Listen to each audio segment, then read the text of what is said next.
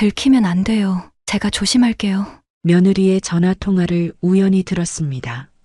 매일 오후 2시 30분이면 문을 꼭꼭 잠그고 다락방으로 올라가는 며느리.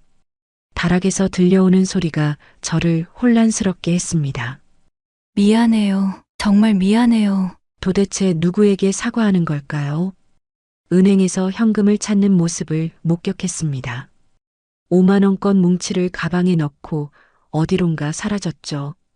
쓰레기통에서 발견한 찢어진 편지 조각들, 불에 탄 종이 냄새가 진동하는 다락방, 사랑해요. 너무 보고 싶어요. 며느리 정은이의 애절한 목소리를 들었습니다.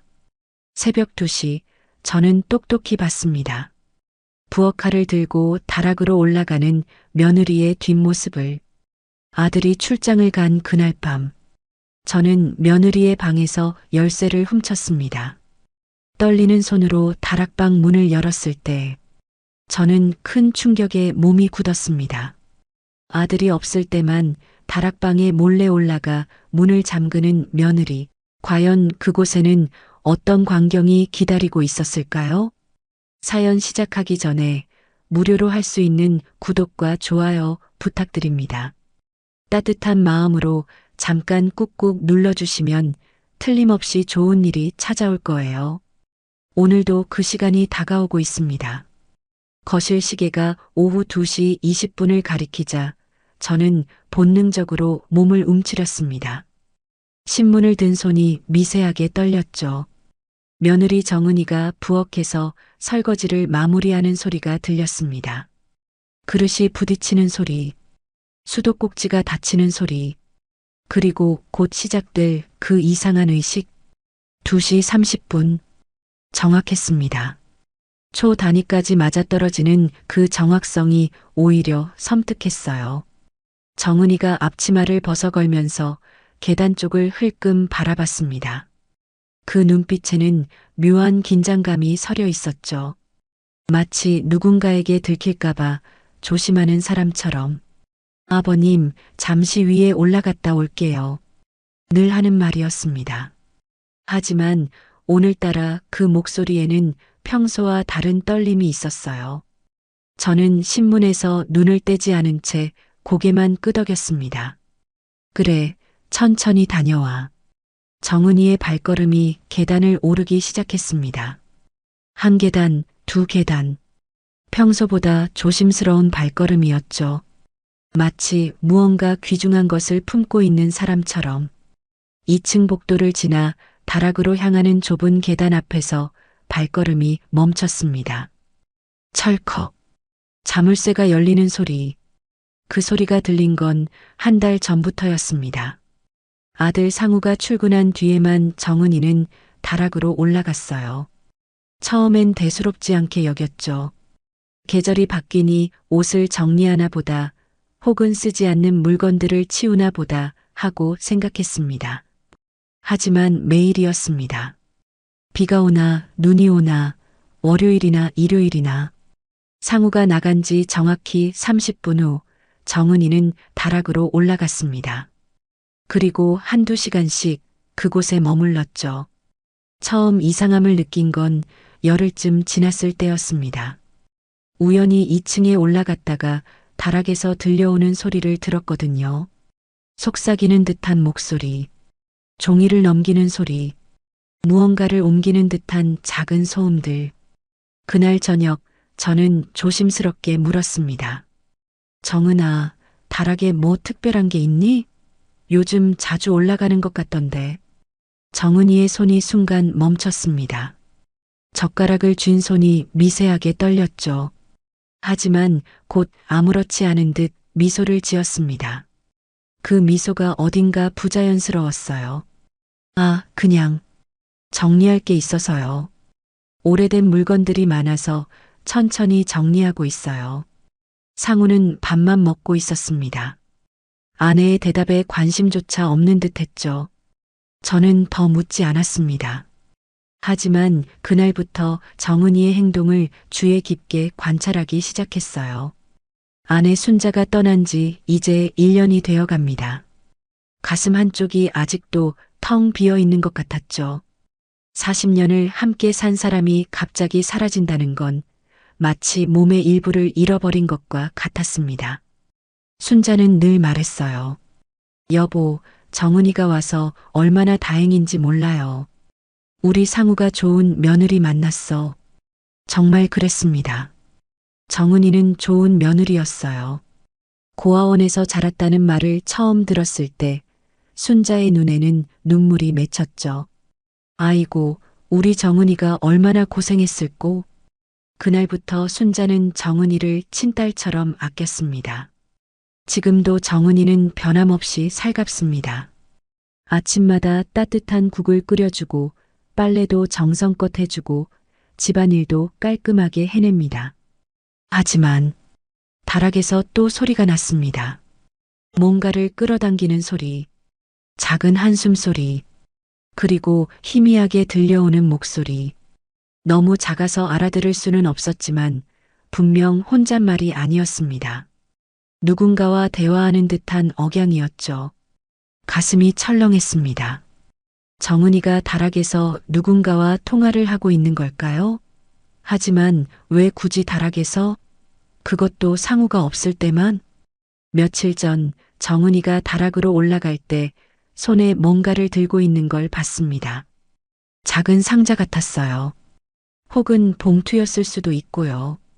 너무 빨리 지나가서 정확히 보지는 못했지만 분명 뭔가를 숨기듯 품에 안고 있었습니다. 그리고 또 하나 이상한 점이 있었죠. 다락 문에 달린 자물쇠. 그 자물쇠는 한 달 전에 새로 달린 것이었습니다. 정은이가 직접 사와서 달았죠. 아버님, 다락에 중요한 물건들이 있어서 자물쇠를 달았어요 라고 했을 때 저는 그저 고개를 끄덕였습니다. 하지만 지금 생각해보니 이상했어요. 다락에 뭐 그리 중요한 게 있다고? 더 이상한 건 열쇠였습니다. 정은이는 그 열쇠를 항상 몸에 지니고 다녔어요. 목걸이처럼 목에 걸고 다니거나 주머니 깊숙이 넣어두거나. 한 번은 정은이가 목욕하러 들어간 사이에 그 열쇠를 봤는데 평범한 자물쇠 열쇠가 아니었습니다. 뭔가 특별해 보이는 오래된 열쇠 같았죠. 시계를 봤습니다. 3시 10분. 정은이가 다락에 올라간 지 40분이 지났습니다. 보통은 1시간에서 2시간 정도 있다가 내려왔죠. 내려올 때의 정은이는 늘 이상했습니다. 눈가가 빨갛게 부어 있거나 표정이 몽롱하거나 혹은 묘하게 들떠 있거나. 한 번은 정말 이상한 일이 있었습니다. 상우가 회식이 취소되어 일찍 들어온 날이었죠. 정은이는 여느 때처럼 다락에 있었고 현관문이 열리는 소리에 화들짝 놀란 듯 했습니다. 쿵쿵거리며 계단을 뛰어내려오는 소리가 들렸고 다락 문을 잠그는 손이 떨리는지 열쇠가 달그락거렸어요. 벌써 왔어? 정은이의 목소리는 평소보다 한 옥타브 높았습니다. 뺨은 붉게 달아올라 있었고 이마에는 땀이 맺혀 있었죠. 마치 뭔가 잘못을 들킨 아이 같았어요. 응, 회식이 취소됐어. 뭐하고 있었어? 상우의 무심한 질문에 정은이는 더듬거렸습니다. 아, 그냥 청소하고 있었어. 다락이 너무 더러워서. 거짓말이었습니다. 정은이의 손은 깨끗했고 옷에는 먼지 하나 묻어있지 않았으니까요. 하지만 상우는 알아차리지 못했죠. 아니, 관심이 없었을 겁니다. 저는 가만히 지켜보기만 했습니다. 무언가 물어보고 싶었지만 뭐라고 물어야 할지 몰랐어요. 며느리야, 다락에서 뭘 하니? 이렇게 직접적으로 물을 수도 없고 그렇다고 모른 척할 수도 없고. 정은이는 좋은 며느리입니다. 상우보다 저를 더 챙기고 순자가 좋아하던 음식을 가끔 해주고 기일도 빠짐없이 챙깁니다. 하지만 이 다락방의 비밀은 뭘까요? 왜 상우가 있을 때는 절대 올라가지 않을까요? 다시 소리가 들렸습니다. 이번엔 좀 더 명확했어요. 울먹이는 듯한 목소리. 보고 싶어요. 라는 말이 희미하게 들렸습니다. 심장이 쿵쾅거렸어요. 정은이가 다락에서 누군가를 그리워하고 있는 걸까요? 혹시 다른 남자가 있는 걸까요? 아니야. 그럴 리 없어. 저는 고개를 저었습니다. 하지만 의심의 씨앗은 이미 뿌려졌죠. 한번 시작된 의심은 걷잡을 수 없이 커져갔습니다. 내일은 좀 더 주의 깊게 관찰해야겠다고 생각했습니다. 정은이가 다락으로 올라갈 때 무엇을 들고 가는지, 얼마나 오래 있는지, 내려올 때는 어떤 표정인지, 그리고 가능하다면 다락에서 무슨 일이 일어나고 있는지 알아내야겠다고 마음먹었습니다. 순자야, 당신이 그토록 아끼던 며느리가 무언가를 숨기고 있어. 나는 어떻게 해야 할까? 창밖으로 해가 기울고 있었습니다. 붉은 노을이 거실 안으로 스며들었죠. 순자가 좋아하던 시간이었습니다. 여보, 노을이 참 예쁘네요. 늘 그렇게 말하곤 했죠. 다락에서 문이 열리는 소리가 났습니다. 정은이가 내려오고 있었어요. 발걸음은 무거웠고 한 계단 한 계단 조심스럽게 내려왔습니다. 거실로 들어온 정은이의 눈가는 역시나 빨갛게 부어 있었습니다. 아버님, 차 한 잔 드릴까요? 평소와 같은 목소리를 내려고 애쓰는 게 보였습니다. 하지만 콧소리가 섞여 있었죠. 아니야, 괜찮아. 피곤하면 좀 쉬렴. 정은이가 고개를 끄덕이고 부엌으로 갔습니다. 수도꼭지를 틀고 찬물로 얼굴을 씻는 소리가 들렸어요.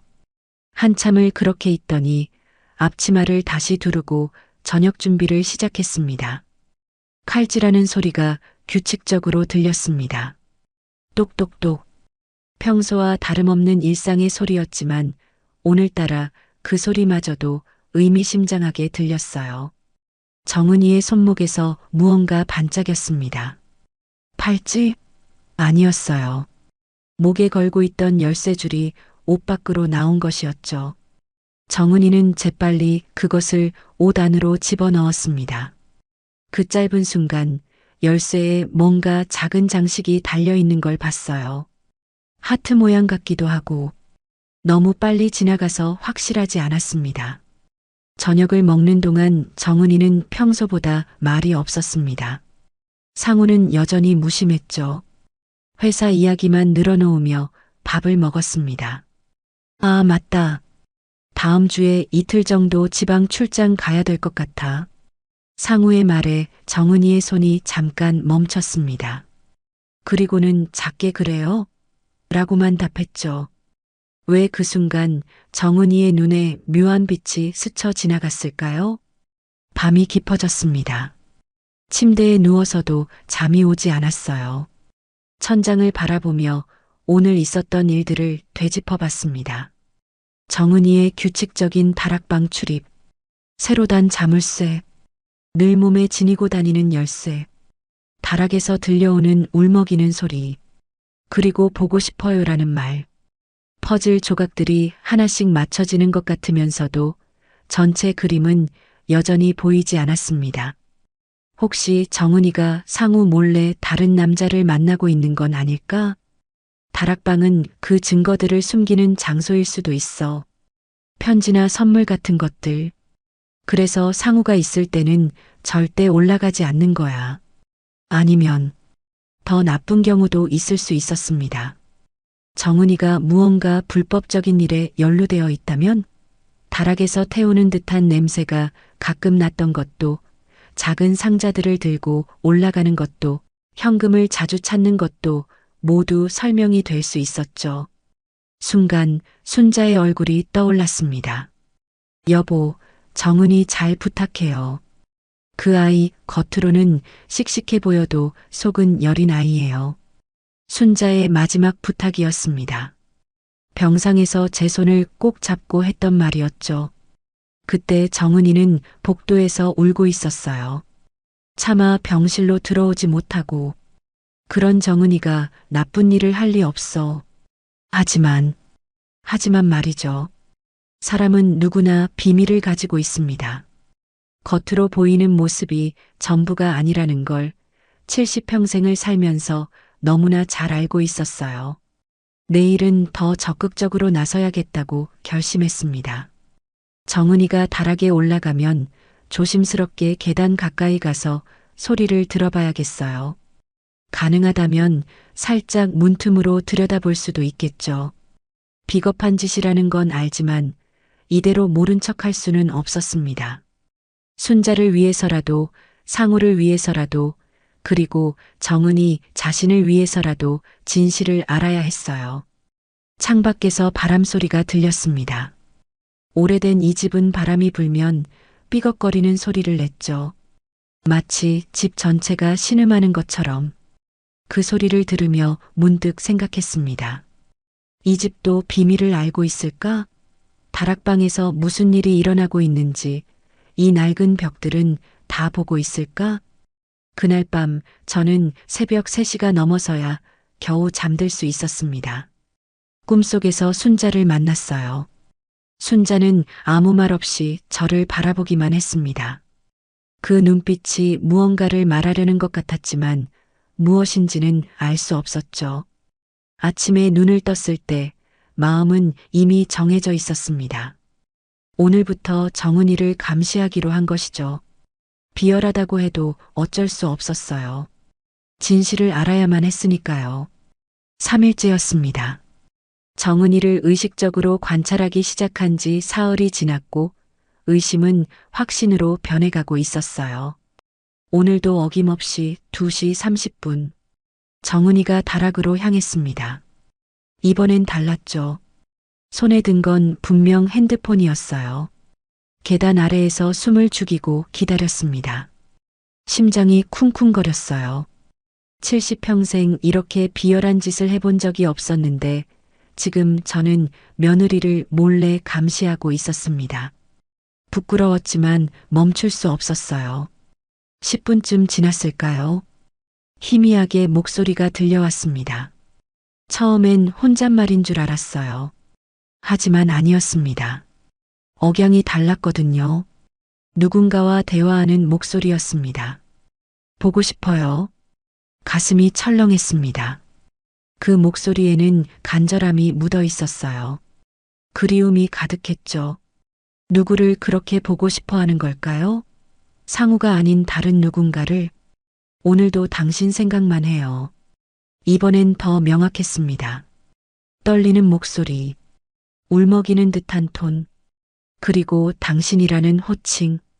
며느리가 시아버지 앞에서는 절대 하지 않을 그런 부드러운 목소리였어요. 다리에 힘이 풀렸습니다. 계단 난간을 잡지 않았다면 주저앉았을 거예요. 정은이가, 우리 정은이가 정말로 다른 남자를 만나고 있는 걸까요? 조심스럽게 한 계단 더 올라갔습니다. 삐그덕. 오래된 나무 계단이 신음했어요. 숨이 멎는 듯 했습니다. 다락에서의 목소리가 뚝 끊겼거든요. 혹시 들켰나? 한참을 그대로 서 있었습니다. 다시 목소리가 들렸어요. 안도의 한숨이 나왔죠. 네, 알아요. 조심하고 있어요. 아무도 모를 거예요. 아무도 모를 거라니. 그 말이 뇌리에 박혔습니다. 정은이는 무언가를 숨기고 있었어요. 그것도 아주 조심스럽게. 상우는 물론이고 저까지 속이면서 발걸음을 돌렸습니다. 더 들을 용기가 나지 않았어요. 아니, 더 듣고 싶지 않았다는 게 맞겠죠. 거실로 돌아와 소파에 앉았지만 머릿속은 온통 정은이의 목소리로 가득했습니다. 1시간쯤 지났을까요? 다락 문이 열리는 소리가 들렸습니다. 정은이가 내려오고 있었어요. 늘 그렇듯 조심스러운 발걸음이었죠. 거실로 들어온 정은이를 흘끔 봤습니다. 역시나 눈가가 빨갛게 부어 있었어요. 눈물을 닦은 흔적이 역력했죠. 뺨도 상기되어 있었고 입술은 떨리고 있었습니다. 마치 격한 감정을 겪고 온 사람 같았어요. 아버님, 제가 차 좀 끓여드릴게요. 평소보다 쉰 목소리였습니다. 울음을 참느라 목이 잠긴 거겠죠. 저는 신문을 든 채 시선을 돌렸어요. 정은이의 얼굴을 제대로 볼 수가 없었습니다. 아니야, 됐어. 차갑게 들렸을까요? 정은이가 잠시 멈칫했어요. 하지만 이내 부엌으로 향했죠. 그때 봤습니다. 정은이의 셔츠 주머니에서 뭔가 삐져나온 것을. 분홍색 리본이었어요. 새 것처럼 보였죠. 선물 포장에 쓰는 그런 리본이었습니다. 며칠 후 더 결정적인 장면을 목격했습니다. 그날은 비가 왔어요. 장맛비처럼 억수로 쏟아지는 비였죠. 상우는 평소처럼 출근했고 정은이는 평소처럼 다락으로 올라갔습니다. 하지만 이번엔 달랐어요. 정은이의 손에는 쇼핑백이 들려 있었거든요. 화장품 가게 로고가 선명했습니다. 그것도 꽤 비싼 브랜드였죠. 정은이는 평소 화장을 거의 하지 않았어요. 기초 화장품 정도만 쓰는 검소한 며느리였죠. 그런데 갑자기 비싼 화장품을? 의심은 더욱 깊어졌습니다. 그리고 일주일 후 저는 결정적인 증거를 포착했습니다. 토요일 오후였어요. 상우가 골프를 가서 집에는 저와 정은이만 있었죠. 정은이는 여느 때처럼 다락에 올라가 있었고 저는 마당에서 화분에 물을 주고 있었습니다. 그때였어요. 열린 창문으로 정은이의 목소리가 들렸습니다. 다락방 창문이 살짝 열려 있었던 거죠. 미안해요. 정말 미안해요. 이렇게밖에 할 수 없어서. 울음이 섞인 목소리였습니다. 만나고 싶어도 참아야 해요. 우리 이러면 안 되는 거 알면서도. 더는 들을 수 없었습니다. 물뿌리개가 손에서 미끄러졌어요. 쨍그랑 소리를 내며 떨어졌죠. 다리가 후들거렸습니다. 확실했어요. 정은이가 누군가와 이루어질 수 없는 사랑을 하고 있다는 게. 그날 저녁 저는 평소보다 일찍 잠자리에 들었습니다. 정은이의 얼굴을 볼 수가 없었어요. 배신감이랄까요? 실망감이랄까요? 순자가 그토록 아꼈던 며느리가 상우를 속이고 다른 남자를 만나고 있다니. 하지만 한편으로는 이해가 되기도 했습니다. 상우는 솔직히 좋은 남편은 아니었어요. 무뚝뚝하고 무심하고 아내에게 관심도 없었죠. 정은이가 외로웠을 수도 있어요. 젊은 여자가 그런 남편과 살다 보면. 아니야. 그래도 그렇지. 저는 다시 고개를 저었습니다. 어떤 이유로도 분류는 정당화될 수 없었어요. 더구나 순자가 그렇게 아낀 며느리가. 다음 날 저는 오랜 친구 영숙을 만났습니다. 영숙아, 요즘 젊은 며느리들이 많이 변했다며? 영숙은 차를 마시다가 저를 빤히 봤어요. 왜? 무슨 일 있어? 아니, 그냥. 요즘 뉴스 보니까 불륜이니 뭐니 그런 게 많더라고. 영숙이 고개를 끄덕였습니다. 그러게 말이야. 우리 때는 상상도 못했는데. 요즘은 핸드폰이니 뭐니 해서 만나기도 쉽고 숨기기도 쉽다잖아. 왜, 혹시 정은이가? 아니야. 너무 급하게 부인했나 봐요. 영숙이 의미심장한 눈빛으로 저를 봤습니다. 영철아, 뭔가 있으면 말해. 우리가 남이야?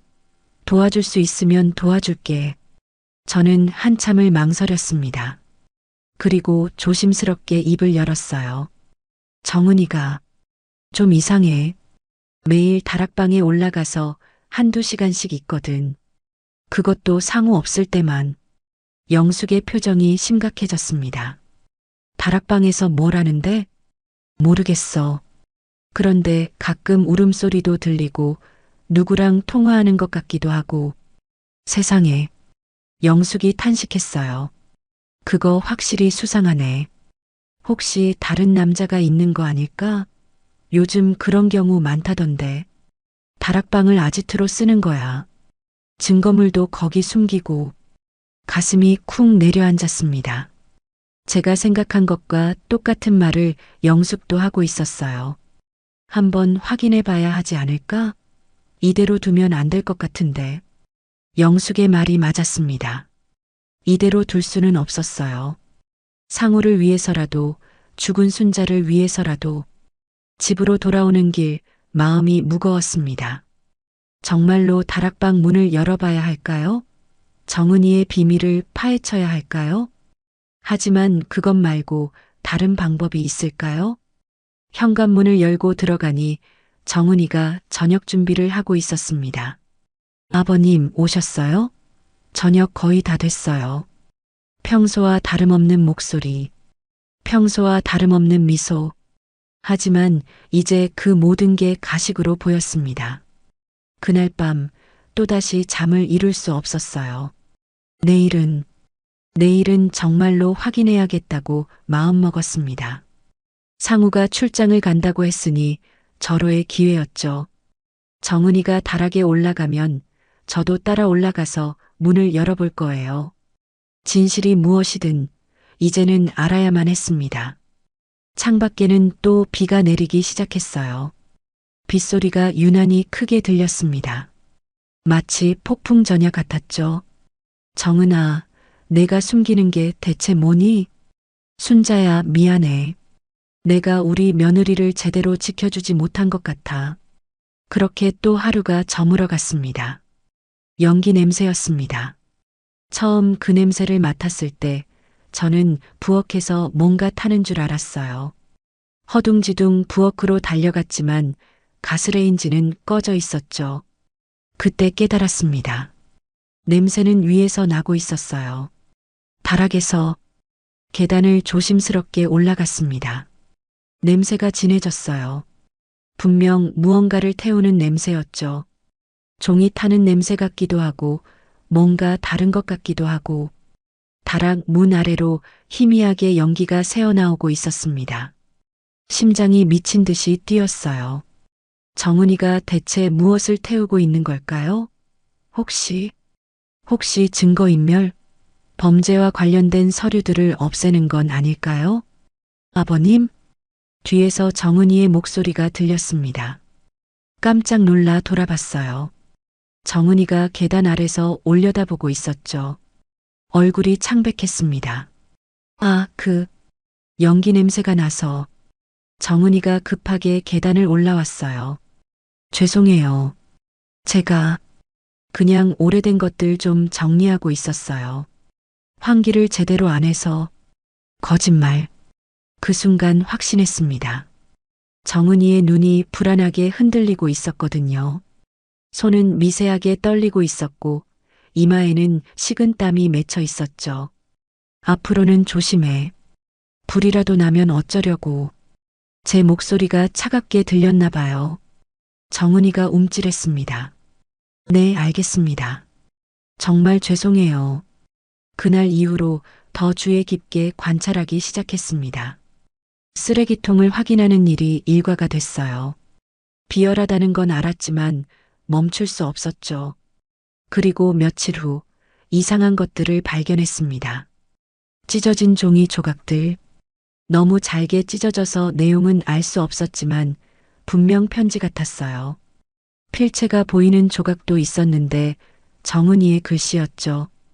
누구에게 쓴 편지를 그렇게 찢어서 버린 걸까요? 또 다른 날은 더 이상한 걸 봤습니다. 정은이가 시장에서 돌아왔는데 장바구니 말고도 작은 종이 봉투를 들고 있었어요. 제가 있는 줄 모르고 그걸 품에 꼭 안고 다락으로 올라갔죠. 봉투에는 한지 가게 로고가 찍혀 있었습니다. 한지를 왜 사는 거죠? 며칠 후에는 꽃집 봉투를 봤어요. 그것도 비싼 꽃들이었죠. 집에는 그런 꽃들이 보이지 않았는데 다 어디로 간 걸까요? 의심은 점점 다른 방향으로 흘러갔습니다. 어느 날 우연히 정은이의 가계부를 보게 됐어요. 부엌 서랍에 있었는데 열려 있었죠. 평소 꼼꼼한 정은이답지 않게 깜빡한 모양이었습니다. 훔쳐보는 건 아니다. 그냥 확인하는 거야. 자기 합리화를 하며 가계부를 들춰봤습니다. 그리고 이상한 항목들을 발견했죠. 특별용도 5만 원, 개인 비용 3만 원, 기타 지출 4만 원. 매달 비슷한 항목들이 있었어요. 적지 않은 금액이었죠. 생활비도 빠듯한데 정은이가 매달 10만 원이 넘는 돈을 어디에 쓰는 걸까요? 은행에도 다녀왔습니다. 구청에 볼 일이 있다고 하고 나갔지만 사실은 정은이를 미행한 거였어요. 정은이는 은행 ATM에서 현금을 인출했습니다. 뒤에서 슬쩍 봤는데 5만 원권 여러 장이었어요. 현금. 추적이 불가능한 현금을 왜 그렇게 많이 찾는 걸까요? 카드로 결제하면 기록이 남으니까? 무언가 숨기고 싶은 거래가 있으니까? 그날 밤 영숙에게 전화했습니다. 영숙아, 혹시 요즘 보이스피싱이나 그런 거 많다며? 왜? 설마 당했어? 아니, 그게 아니고. 그냥 궁금해서. 영숙이 한숨을 쉬었어요. 영철아, 정은이 때문이지? 솔직히 말해봐. 침묵했습니다. 영숙이 계속 말했어요. 현금 자주 찾고, 이상한데 돈 쓰고. 그거 혹시 도박 아닐까? 요즘 젊은 사람들 인터넷 도박 많이 한다던데. 도박? 생각지도 못한 가능성이었습니다. 하지만 충분히 있을 수 있는 일이었죠. 다락방은 그런 은밀한 일을 하기에 완벽한 장소였고요. 아니면 더 나쁜 경우도 있어. 불법 대출이나 그런 거에 연루됐을 수도. 영숙의 말을 들으며 등골이 서늘해졌습니다. 다음 날 정은이가 또 이상한 곳에 다녀왔어요. 성당이었습니다. 정은이는 종교가 없었어요. 순자도 저도 교회나 성당은 다니지 않았고 상우도 마찬가지였죠.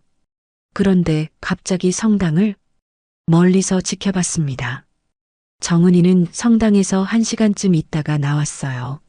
나올 때 손에는 작은 봉투가 들려 있었죠. 누군가를 만난 걸까요? 아니면 거기서 무언가를 받은 걸까요? 집으로 돌아온 정은이는 곧바로 다락으로 올라갔습니다. 그날따라 다락에 더 오래 있었어요. 3시간이 넘도록 내려오지 않았죠. 가끔 발자국 소리가 들렸고 무언가를 옮기는 듯한 소리도 났습니다. 저녁 무렵 정은이가 드디어 내려왔습니다. 얼굴이 초췌해 보였어요. 눈 밑에는 다크서클이 짙었고 입술은 말라 있었죠. 무엇보다 눈빛이 뭔가에 쫓기는 사람 같은 눈빛이었습니다. 정은아, 요즘 무슨 일 있니? 조심스럽게 물었습니다. 정은이가 깜짝 놀란 듯 저를 봤어요. 아, 아니에요. 왜요? 아니, 그냥 얼굴이 많이 피곤해 보여서. 정은이가 억지로 웃었습니다. 요즘 잠을 잘 못 자서 그런가 봐요. 괜찮아요. 거짓말쟁이. 속으로 그렇게 생각했습니다. 정은이는 분명 무언가에 연루되어 있었어요. 그것도 아주 심각한 일에. 그날 밤 다락에서 또 이상한 소리가 들렸습니다. 뭔가 무거운 것을 끌고 가는 소리. 그리고 쿵 하는 둔탁한 소리.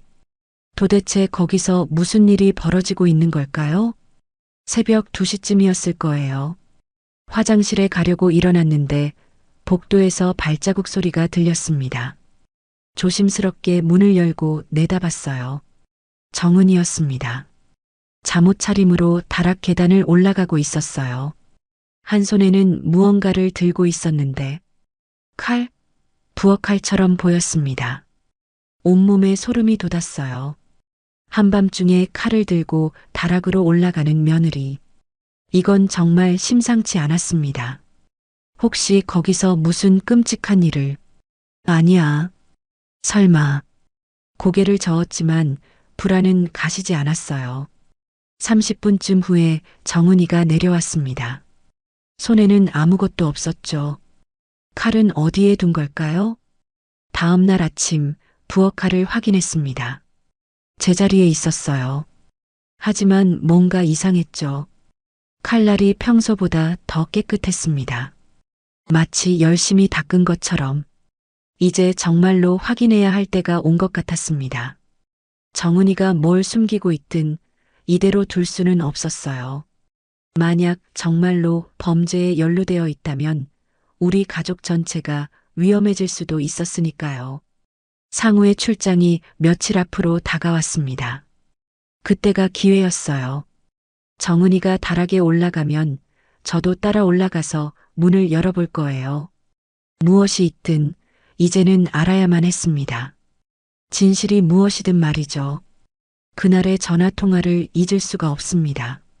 정은이는 거실에서 통화를 시작했어요. 처음엔 평범한 대화인 줄 알았죠. 하지만 제가 들어오자 갑자기 목소리를 낮추더니 부엌으로 자리를 옮겼습니다. 호기심이 발동했어요. 조심스럽게 부엌 가까이 다가갔습니다. 신문을 든 채 무심한 척했지만 온 신경은 정은이의 목소리에 집중되어 있었죠. 네, 준비됐어요. 내일 가져갈게요. 심장이 쿵 내려앉았습니다. 무엇을 준비했다는 걸까요? 어디에 가져간다는 걸까요? 정은이의 목소리는 평소와 달랐어요. 조심스러웠고 긴장되어 있었죠. 아니에요. 들키지 않을 거예요. 제가 조심하고 있어요. 들키지 않을 거라니. 손에 든 신문이 바들바들 떨렸습니다. 정은이는 확실히 무언가를 숨기고 있었어요. 그것도 아주 조심스럽게. 전화를 끄는 정은이가 거실로 돌아왔습니다. 얼굴이 상기되어 있었어요. 이마에는 땀이 맺혀 있었고 손은 미세하게 떨리고 있었죠. 저와 눈이 마주치자 어색하게 웃었습니다. 아버님, 차 좀 드실래요? 아니야. 근데 누구랑 통화했니? 일부러 무심하게 물었습니다. 정은이가 잠시 멈칫했어요. 아, 그냥 친구예요. 고아원 때 친구. 또 거짓말. 정은이는 고아원 친구가 없다고 했었어요. 연락이 다 끊겼다고 순자에게 그렇게 말했었죠. 그런데 갑자기 친구가 생겼다? 다음 날 저는 결심했습니다. 정은이를 미행하기로 한 거예요. 비열하고 치사한 짓이라는 걸 알았지만 다른 방법이 없었습니다. 정은이가 외출 준비를 했어요. 평소보다 신경 써서 옷을 입었죠. 화장도 했고요. 작은 가방에는 뭔가를 조심스럽게 넣고 있었습니다. 아버님, 잠시 나갔다 올게요. 어디 가니? 그냥 시장에 좀요. 시장 가는 사람이 그렇게 차려입나? 정은이가 나간 후 저도 서둘러 따라 나섰습니다. 모자를 깊이 눌러 쓰고 선글라스까지 썼죠. 70평생 이런 짓을 할 줄은 꿈에도 몰랐습니다. 정은이는 시장과는 정반대 방향으로 걸어갔어요. 거짓말쟁이. 적당한 거리를 유지하며 따라갔습니다. 정은이는 가끔 뒤를 돌아봤어요. 누군가 따라오는지 확인하는 것처럼. 그럴 때마다 저는 황급히 몸을 숨겼죠.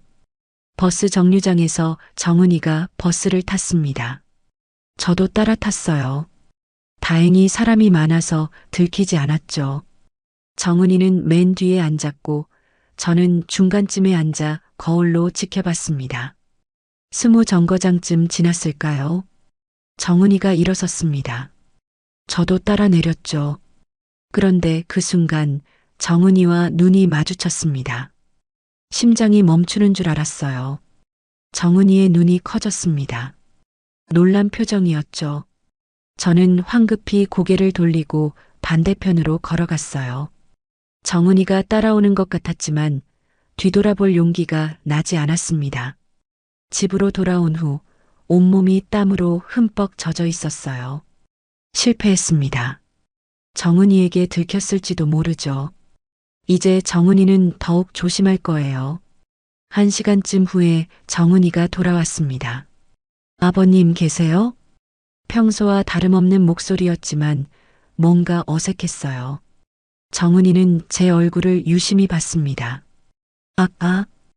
혹시 외출하셨어요? 아니야. 왜? 아니에요. 그냥 비슷한 분을 봤거든요. 정은이의 눈빛이 의미심장했습니다. 알고 있구나. 내가 따라간 걸 알고 있어. 그날 밤부터 본격적인 감시를 시작했습니다. 정은이가 다락에 올라가면 저는 다락 바로 아래층에서 귀를 기울였어요. 천장에 귀를 대고 소리를 들으려 했죠. 희미하게 들려오는 소리들, 발자국 소리, 뭔가를 끌고 가는 소리, 그리고 가끔씩 들리는 흐느낌, 때로는 중얼거리는 소리도 들렸어요. 미안해요. 정말 미안해요. 누구에게 사과하는 걸까요? 무엇이 그렇게 미안한 걸까요? 며칠 후 더 대담한 시도를 했습니다. 정은이가 다락에 올라간 후 저도 살금살금 다락 계단을 올라갔어요.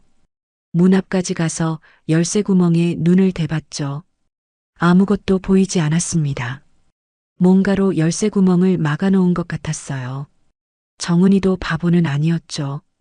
누군가 엿볼 수 있다는 걸 알고 있었던 겁니다. 하지만 소리는 더 선명하게 들렸어요. 종이 넘기는 소리, 작은 신음소리, 그리고 보고 싶어요. 너무 보고 싶어요. 또 그 말이었습니다. 도대체 누가 그렇게 보고 싶은 걸까요? 문득 문고리를 돌려보고 싶은 충동이 일었어요. 하지만 잠겨 있을 테고 억지로 열려고 하면 정은이가 알아차릴 거예요. 아직은 때가 아니었습니다. 다음 날 영숙을 다시 만났어요. 영철아, 얼굴이 왜 그래? 무슨 일 있어? 더는 혼자 감당할 수 없었습니다. 모든 걸 털어놨어요. 다락방의 비밀, 수상한 전화통화, 미행시도, 그리고 엿듣기까지. 영숙의 표정이 점점 심각해졌습니다. 이거 정말 심각한데? 혹시 정은이가 무슨 조직 같은데 연루된 거 아닐까? 조직? 그래. 요즘 보이스피싱이나 불법 도박 조직들이 주부들을 노린다잖아. 집에 혼자 있는 시간이 많으니까. 등골이 서늘해졌어요. 그리고 말이야, 그렇게 조심하고 비밀스러운 건 뭔가 큰일에 연루됐다는 증거야. 작은 일이면 그렇게까지 숨기지 않지. 영숙의 말이 맞았습니다. 정은이의 행동은 너무나 조직적이고 계획적이었어요. 증거를 모아야 해.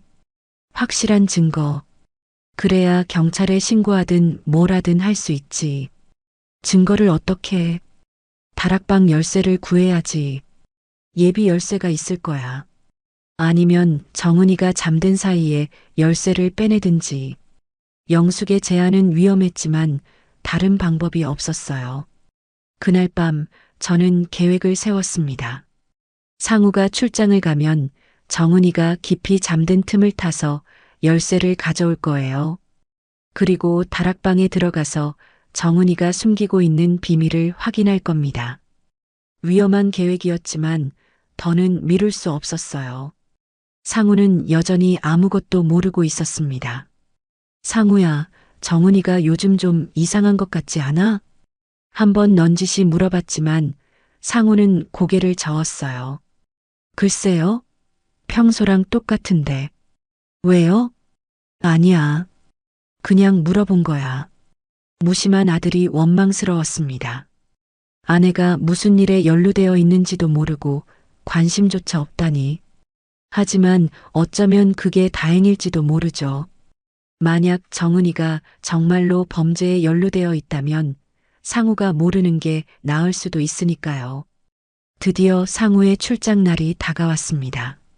아빠, 이틀만 다녀올게요. 정은이 잘 부탁드려요.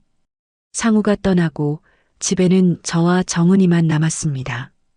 결전의 시간이 다가오고 있었어요. 그날 밤의 일은 평생 잊을 수 없을 겁니다. 새벽 1시쯤이었어요. 화장실에 가려고 일어났는데 위층에서 이상한 소리가 들렸습니다. 흐느끼는 소리였죠. 정은이가 우는 소리였어요. 맨발로 조심스럽게 복도로 나갔습니다. 다락에서 새어나오는 희미한 불빛이 보였어요. 정은이가 한밤중에 다락에 올라가 있었던 겁니다. 도대체 무슨 일로 새벽에까지 계단을 한 발짝씩 올라갔습니다. 심장 소리가 너무 커서 정은이에게 들릴까봐 두려웠어요. 다락 문 가까이 다가갈수록 울음소리는 더 선명해졌죠. 그리고 들렸습니다. 미안해요. 제가 잘못했어요. 온몸이 얼어붙었습니다. 정은이의 목소리는 죄책감으로 가득했어요. 무언가 큰 잘못을 저지른 사람의 목소리였죠. 후회와 괴로움이 뚝뚝 묻어났습니다. 다 제 잘못이에요. 제가 더 잘했어야 했는데. 무릎이 떨렸습니다. 정은이가 무슨 잘못을 저질렀을까요? 돈을 잃었을까요? 누군가를 다치게 했을까요? 아니면 더 큰 범죄에 연루되었을까요? 숨을 죽이고 더 들었습니다. 용서해 주세요. 제발. 용서를 구하는 목소리. 누구에게 용서를 구하는 걸까요? 전화 통화를 하는 것 같지는 않았어요. 혼잣말처럼 들렸죠. 아니면 거기 누군가 있는 건 아닐까요? 등골이 서늘해졌습니다. 혹시 다락에 누군가를 숨기고 있는 건 아닐까요? 그래서 매일 올라가는 건 아닐까요? 음식을 가져가고 돈을 쓰고 미친 생각이라고 스스로를 다그쳤지만 불안은 가시지 않았어요. 조심스럽게 계단을 내려왔습니다. 방으로 돌아와 침대에 앉았지만 잠은 오지 않았어요. 정은이의 울음소리가 계속 귓가에 맴돌았죠. 다음 날 아침 정은이의 얼굴은 초췌했습니다. 눈은 퉁퉁 부어 있었고 안색은 창백했어요. 밤새 울었다는 게 한눈에 보였죠. 하지만 평소처럼 아침을 준비했습니다. 아버님, 된장찌개 끓였어요. 목소리가 쉬어 있었습니다. 저는 정은이의 얼굴을 유심히 봤어요. 정은이가 시선을 피했죠. 정은아, 어제 잠을 못 잤니? 정은이의 손이 잠시 멈췄습니다. 아, 네. 좀 그랬어요. 무슨 걱정거리라도 있니? 제 질문에 정은이가 깜짝 놀란 듯 저를 봤어요. 눈동자가 흔들리고 있었죠. 아니에요. 그냥 잠이 안 왔어요. 거짓말. 하지만 더 묻지 않았습니다. 정은이가 경계하기 시작했거든요. 제가 뭔가 눈치챘다는 걸 알아차린 것 같았어요. 그날부터 정은이는 더욱 조심스러워졌습니다.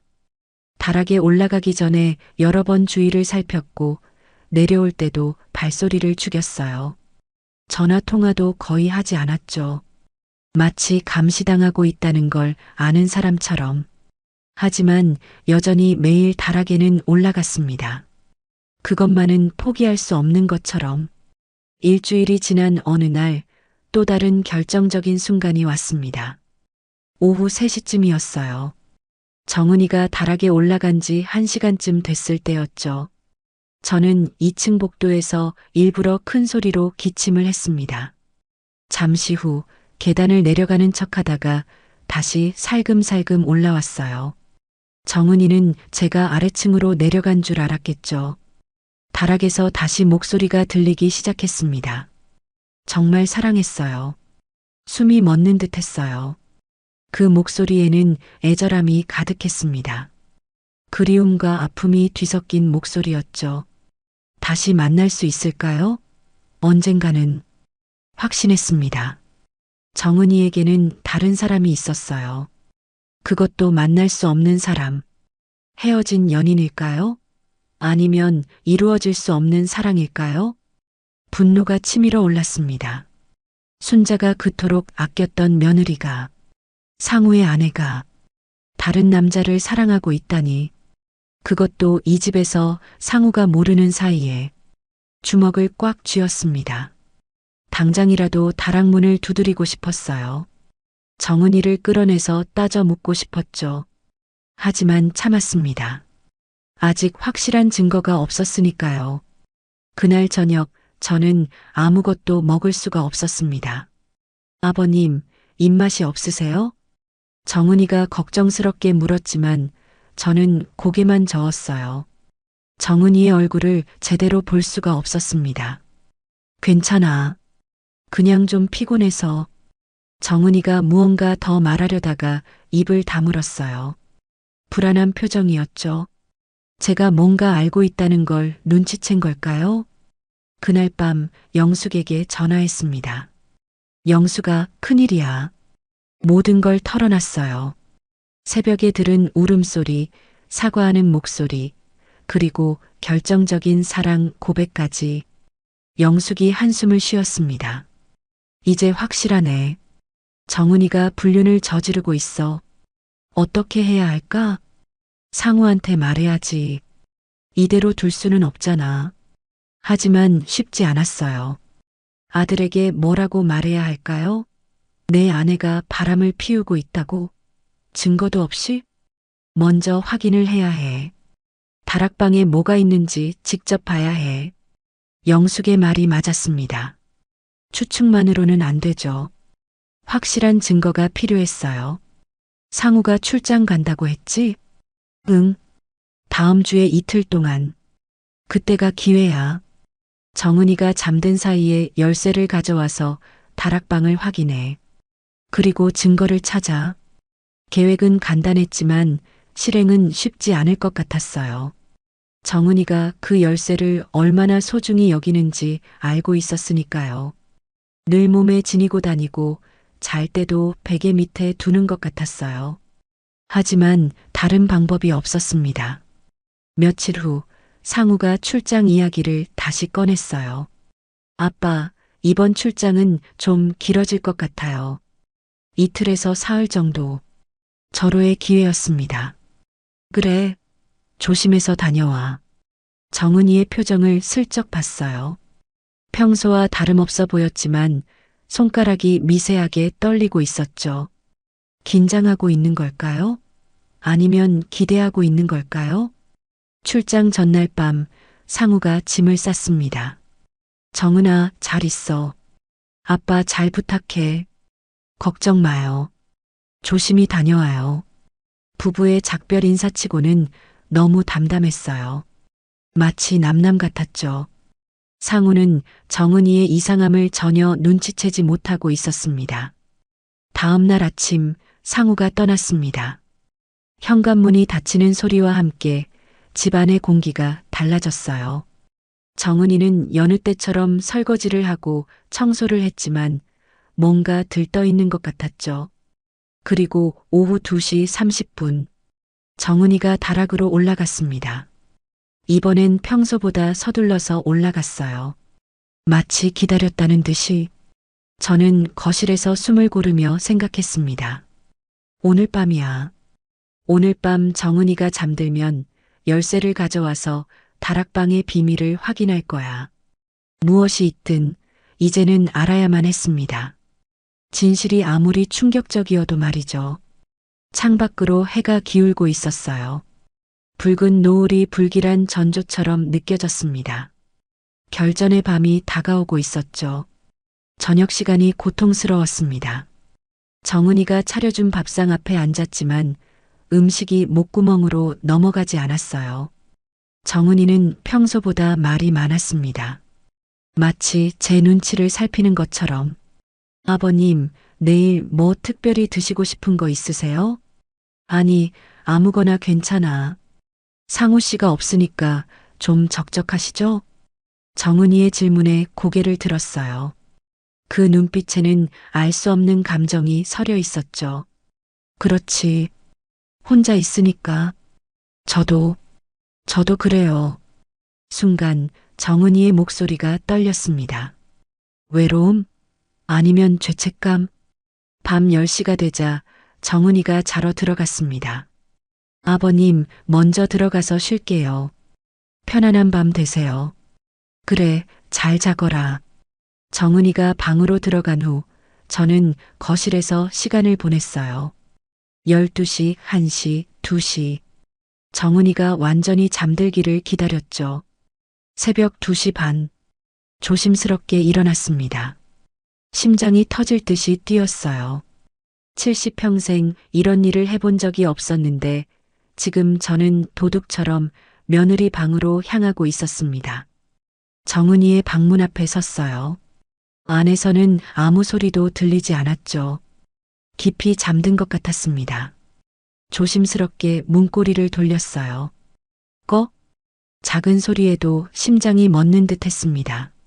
문틈으로 고개를 들이밀었어요. 정은이는 침대에서 곤히 자고 있었습니다. 달빛이 창문으로 들어와 정은이의 얼굴을 비추고 있었어요. 평화로운 얼굴이었죠. 저런 얼굴로 어떻게 남편을 속일 수 있을까요? 시선을 돌렸습니다. 열쇠를 찾아야 했어요. 베개 밑? 조심스럽게 다가갔지만 정은이가 움직일까봐 손을 뻗을 수가 없었습니다. 옷장, 서랍장, 눈으로 방안을 훑어봤어요. 그때 화장대 위에서 무언가 반짝이는 걸 봤습니다. 열쇠였어요. 믿을 수 없었죠. 정은이가 그토록 소중히 여기던 열쇠를 화장대 위에 그냥 두다니. 혹시 함정은 아닐까? 하지만 기회는 지금뿐이었습니다. 발소리를 죽이고 화장대로 다가갔어요. 열쇠를 집어들었습니다. 차가운 쇠의 감촉이 손바닥에 와닿았죠. 순간 정은이가 몸을 뒤척였습니다. 숨이 멎었어요. 꼼짝도 하지 못하고 서 있었죠. 다행히 정은이는 다시 깊은 잠에 빠졌습니다. 조심스럽게 방을 나왔어요. 복도에 서서 한참을 숨을 고른 후 다락으로 향했습니다. 계단을 오르는 발걸음이 천근만근이었어요. 드디어 다락 문 앞에 섰습니다. 손이 떨렸어요. 열쇠를 자물쇠에 넣으려는데 자꾸 빗나갔죠. 진정하라고 스스로를 다독였습니다. 철컥. 자물쇠가 열렸어요. 이제 문을 열기만 하면 됩니다. 정은이가 그토록 숨기려 했던 비밀을 확인할 수 있었죠. 하지만 선뜻 문고리를 돌릴 수가 없었습니다. 두려웠어요. 안에서 무엇을 발견하게 될지. 만약 정말로 정은이가 범죄에 연루되어 있다면, 다른 남자와의 증거들이 가득하다면, 심호흡을 했습니다. 이미 여기까지 왔어요. 돌아갈 수는 없었죠. 문고리를 잡았습니다. 차가운 금속의 감촉이 현실을 일깨워줬어요. 이건 꿈이 아니었습니다. 천천히, 아주 천천히 문고리를 돌렸어요. 삐그덕. 오래된 문이 소리를 냈습니다. 멈췄다가 다시 밀었어요. 문이 열렸습니다. 그리고 저는 보았습니다. 어둠 속에서 희미한 불빛이 보였습니다. 문틈으로 새어나오는 그 빛은 따뜻했어요. 촛불인가? 아니면 작은 전등인가? 조심스럽게 문을 더 밀었습니다. 그리고 저는 얼어붙었습니다. 예상했던 것과는 전혀 완전히 다른 광경이 펼쳐져 있었거든요. 다락방 한쪽 벽에는 사진들이 가득했습니다. 크고 작은 액자들이 정성스럽게 걸려 있었죠. 그 사진들의 주인공은 순자였습니다. 제 아내 순자의 사진들이었어요. 젊었을 때의 순자 결혼식 사진, 상우를 안고 있는 순자, 그리고 정은이와 함께 찍은 사진들까지. 다리에 힘이 풀렸습니다. 사진들 아래에는 작은 탁자가 놓여 있었어요. 거기엔 향이 피워져 있었고 신선한 꽃들이 꽂혀 있었죠. 국화와 장미. 며칠 전 정은이가 사온 바로 그 꽃들이었습니다. 탁자 위에는 또 다른 것들이 있었어요. 순자가 아끼던 찻잔, 늘 쓰던 안경, 좋아하던 책, 그리고 낡은 손수건. 모든 것이 먼지 하나 없이 깨끗하게 정리되어 있었죠. 가슴이 먹먹해졌습니다.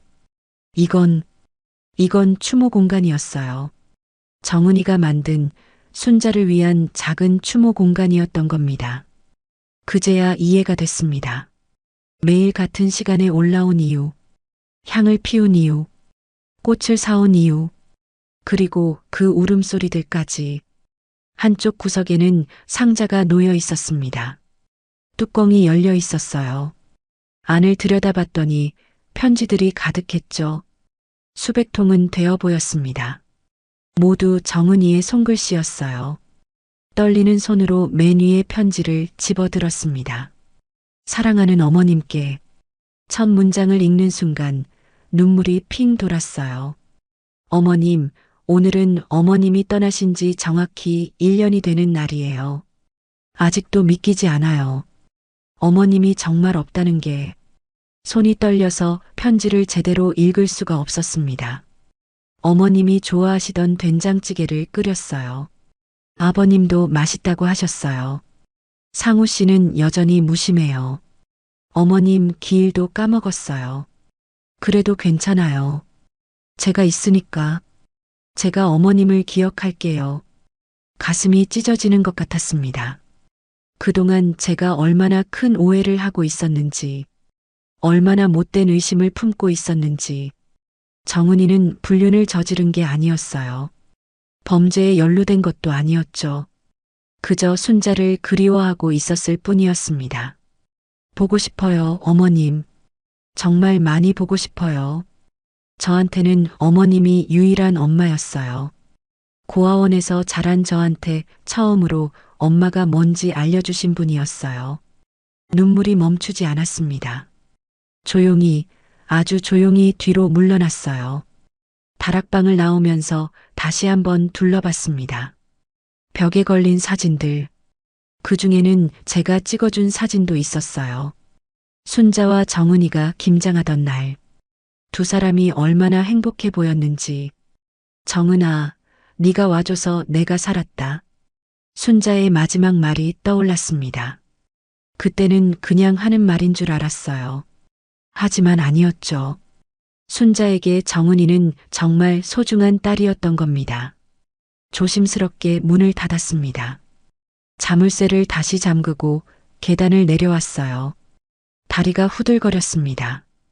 죄책감에 가슴이 무너져 내리는 것 같았죠. 정은이의 방으로 갔습니다.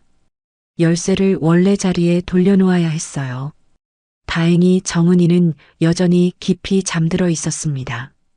화장대 위에 열쇠를 살며시 놓았어요. 그때 정은이의 얼굴을 자세히 봤습니다. 잠든 얼굴에도 슬픔이 묻어 있었어요. 눈가에는 말라붙은 눈물 자국이 있었죠. 매일 밤 울면서 잠드는 거구나. 순자를 그리워하면서 방을 나와 제 방으로 돌아왔습니다. 침대에 앉아 한참을 멍하니 있었어요. 지난 몇 주 동안의 일들이 파노라마처럼 스쳐 지나갔죠. 의심했던 모든 것들이 이제는 다르게 보였습니다. 다락에서 들렸던 울음소리는 순자를 그리워하는 울음이었고, 미안해요라는 말은 먼저 떠난 시어머니에 대한 죄책감이었던 거예요. 보고 싶어요도 사랑해요도 모두 순자를 향한 말이었죠. 현금을 찾았던 것도 이제 알겠어요. 향과 꽃을 사기 위해서였겠죠. 카드로 사면 상우가 알아챌 수도 있으니까. 정은이는 혼자서 조용히 시어머니를 추모하고 싶었던 겁니다. 한지를 샀던 것도 편지를 쓰기 위해서였고, 성당에 간 것도 아마 순자를 위해 기도하러 간 거였을 테죠. 모든 퍼즐이 맞춰졌습니다. 그리고 저는 깨달았어요. 제가 얼마나 어리석었는지, 얼마나 못된 시아버지였는지, 순자를 가장 깊이 사랑하고 그리워하는 사람을 의심하고, 감시하고, 심지어 도둑처럼 방에 침입하기까지 했다니. 창밖이 밝아오고 있었습니다. 새벽을 꼬박 세운 거예요. 하지만 잠이 올 리 없었죠. 가슴속에서 뭔가 뜨거운 것이 올라왔습니다. 미안함과 고마움이 뒤섞인 복잡한 감정이었어요. 정은아, 미안하다. 정말 미안해. 그리고 고맙다. 순자를 잊지 않고 기억해줘서, 이렇게까지 사랑해줘서. 눈물이 멈추지 않았습니다. 70평생 이렇게 많이 운 적이 있었나 싶을 정도로. 다음 날 저는 다시 다락으로 올라갔습니다. 이번엔 몰래가 아니었어요. 햇빛이 다락 창문으로 들어왔습니다. 어제 밤과는 다른 풍경이었어요. 밝은 빛 아래서 본 추모 공간은 더욱 정갈하고 아름다웠죠. 순자가 좋아했을 만한 모습이었습니다. 편지 상자 앞에 앉았습니다. 죄책감이 들었지만 읽어야만 했어요. 정은이의 마음을 제대로 이해하려면 그 편지들을 봐야 했습니다. 첫 번째 편지를 펼쳤습니다. 어머님, 오늘 시장에서 어머님이 좋아하시던 고등어를 봤어요. 통통하고 싱싱한 게 꼭 어머님이 고르시던 것 같았어요. 사고 싶었지만 이제 어머님이 안 계시니까 누가 먹겠어요. 상우 씨는 생선을 안 좋아하잖아요. 눈시울이 뜨거워졌습니다. 다음 편지를 읽었어요. 어머님, 오늘은 비가 왔어요. 어머님과 우산 하나 쓰고 시장 다녀오던 날이 생각나요. 제가 우산을 어머님 쪽으로 기울이니까 어머님이 아이고, 우리 며느리가 졌겠다 하시면서 다시 제 쪽으로 기울이셨죠. 결국 둘 다 반쯤 젖어서 집에 왔는데 그게 그렇게 행복했어요. 손이 떨렸습니다. 한 통, 또 한 통. 편지들은 끝이 없었어요. 매일 쓴 것 같았죠. 순자가 떠난 후 단 하루도 빠짐없이. 어머님, 저 아직도 아침마다 어머님 방을 봐요. 혹시 어머님이 거기 계실까봐. 말도 안 되는 거 알아요. 그래도 매일 그래요. 어머님, 상우 씨가 또 어머님 기일을 잊었어요. 화가 났지만 참았어요. 어머님이 우리 상우는 원래 그래. 그래도 착한 아이야라고 하실 것 같아서요. 읽다가 멈췄습니다. 이건 단순한 그리움이 아니었어요. 정은이에게 순자는 정말로 어머니였던 겁니다. 그때 한 통의 편지가 눈에 들어왔습니다. 다른 편지들보다 오래되어 보였어요. 조심스럽게 펼쳤습니다. 어머님, 저 정은이에요. 아직 어머님이라고 부르기가 어색해요. 28살까지 그런 호칭을 써본 적이 없어서요. 고아원에서는 다들 선생님이라고 불렀거든요. 엄마가 뭔지, 엄마라는 단어가 얼마나 따뜻한지 몰랐어요. 그런데 어머님이 정은아, 나를 엄마라고 생각해라고 하셨을 때 정말 울고 싶었어요. 가슴이 먹먹해졌습니다. 어머님은 저를 처음 봤을 때부터 딸처럼 대해주셨어요. 상우 씨 엄마가 아니라 제 엄마처럼요. 고아라고 무시하지 않으셨어요. 오히려 더 아껴주셨죠. 우리 정은이가 얼마나 고생했을까 하시면서 울어주셨잖아요. 그때 처음으로 느꼈어요. 아, 이게 엄마구나. 눈물이 뚝뚝 떨어졌습니다. 편지가 젖을까봐 얼굴을 돌렸어요. 그러다 벽에 걸린 사진을 봤습니다. 김장하는 사진이었죠. 그날이 생각났어요. 정은이가 처음으로 김장을 해본다고 했었죠. 고아원에서는 김치를 사 먹었다고. 순자가 하나하나 가르쳐주고 정은이는 열심히 배웠어요. 배추 절이는 법부터 양념 버무리는 법까지. 고춧가루가 튀어서 둘 다 빨갛게 물들었는데도 깔깔거리며 웃었죠. 어머니, 재미있어요. 이렇게 하는 거였구나. 정은이가 그렇게 신나했던 기억이 났습니다. 순자도 행복해했어요. 그래, 우리 딸. 내년에는 더 잘하겠네. 우리 딸. 순자는 정말로 정은이를 딸이라고 불렀어요. 며느리가 아니라 딸이라고. 다른 편지를 읽었습니다. 어머님, 제가 고아라서 그런지 가족이 뭔지 잘 몰랐어요. 그런데 어머님이 알려주셨어요. 가족은 피로 이어진 게 아니라 마음으로 이어진 거라고. 어머님 덕분에 처음으로 가족이 생겼어요. 처음으로 집이 생겼고요. 또 다른 편지. 어머님, 상우 씨가 또 늦게 들어왔어요. 술 냄새를 풍기면서요. 어머님이 늘 걱정하셨죠. 우리 상우가 정은이한테 잘해주나? 하고요. 괜찮아요, 어머님. 저는 어머님만 있으면 됐어요. 어머님이 저를 사랑해 주시니까 그걸로 충분했어요. 가슴이 찢어지는 것 같았습니다. 상우는 정은이에게 무심했어요. 아내보다는 회사와 친구들이 더 중요했죠. 정은이는 늘 혼자였습니다. 그런 정은이에게 유일한 위로가 순자였던 거예요. 마지막 편지를 읽었습니다. 병원에서 쓴 편지였어요. 날짜를 보니 순자가 떠나기 하루 전이었죠. 어머님, 제발 가지 마세요. 제발이요. 저 혼자 어떻게 살아요. 어머님이 없으면 저는 정말 혼자뿐이에요.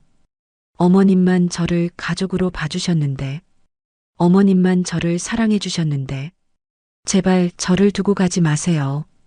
더는 읽을 수가 없었습니다. 편지를 내려놓고 한참을 울었어요. 70평생 이렇게 서럽게 운 적이 없었습니다. 순자의 마지막 말이 떠올랐어요.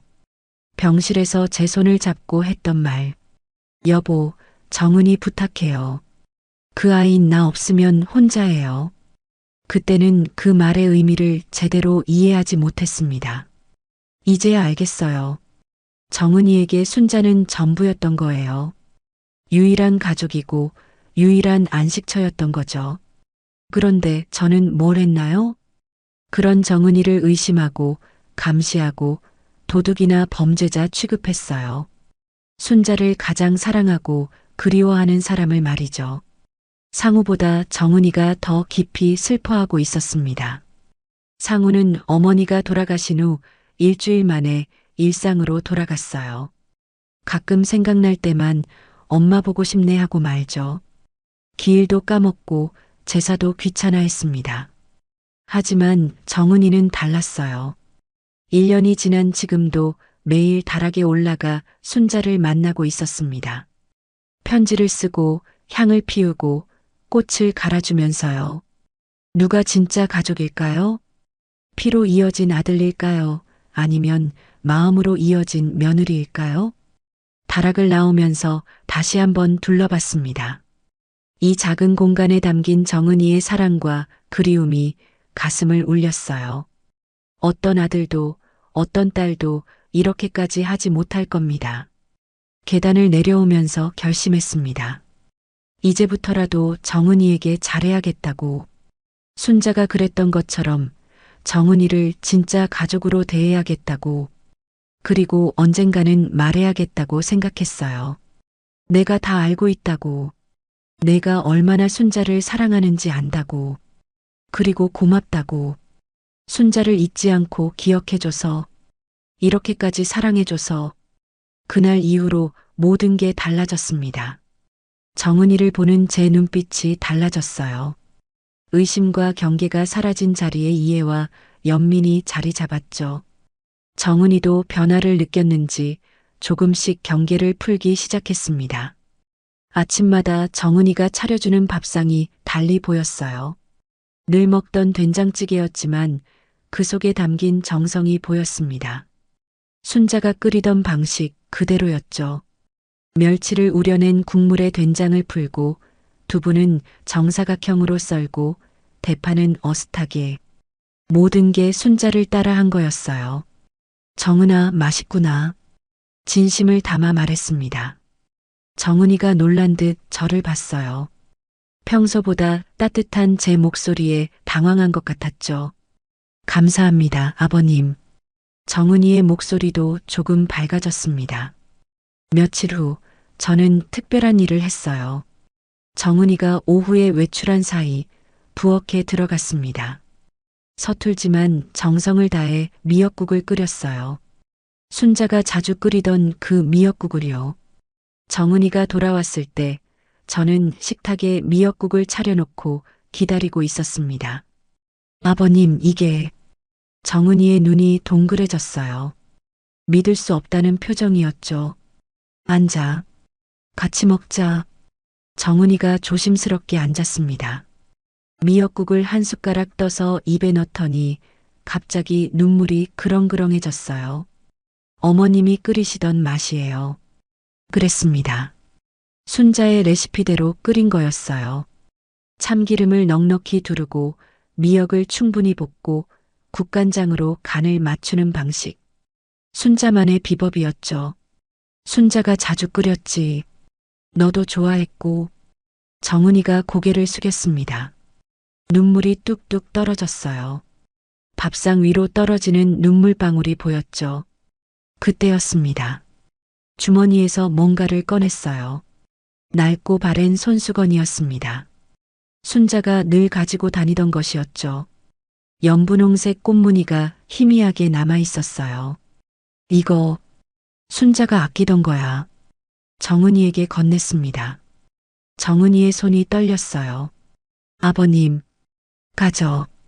순자도 내가 가지길 바랄 거야. 정은이가 손수건을 받아들었습니다. 두 손으로 조심스럽게 마치 세상에서 가장 귀한 보물을 받듯이요. 그리고 가슴에 꼭 안았어요. 어머님 냄새가 나요. 정은이의 목소리가 떨렸습니다. 손수건에 얼굴을 묻고 한참을 울었어요. 저도 눈시울이 뜨거워졌죠. 정은아. 정은이가 눈물에 젖은 얼굴을 들었습니다. 순자가 널 얼마나 사랑했는지 이제야 알겠다. 제 목소리도 떨리고 있었어요. 나도 몰랐어. 내가 순자를 이렇게 그리워하고 있을 줄은. 미안하다. 정은이가 고개를 저었습니다. 아니에요, 아버님. 제가 너무 숨겼어요. 상우 씨한테도 부담 주기 싫었고 아버님께도. 알아. 다 알아. 손을 뻗어 정은이의 손을 잡았습니다. 차가운 손이었어요. 얼마나 외로웠을까요? 얼마나 힘들었을까요? 그날부터 새로운 일상이 시작됐습니다. 가끔 정은이와 함께 다락에 올라갔어요. 처음엔 정은이가 당황했지만 곧 받아들였죠. 우리는 함께 향을 피우고 꽃을 갈아주고 순자를 그리워했습니다. 어머님, 아버님도 오셨어요. 정은이가 순자 사진에 말을 걸면 저도 따라했어요. 순자야, 나야. 정은이가 잘 지내고 있어. 내가 얼마나 좋은 며느리를 들였는지 이제야 알겠구나. 때로는 둘이서 순자의 추억을 나눴습니다.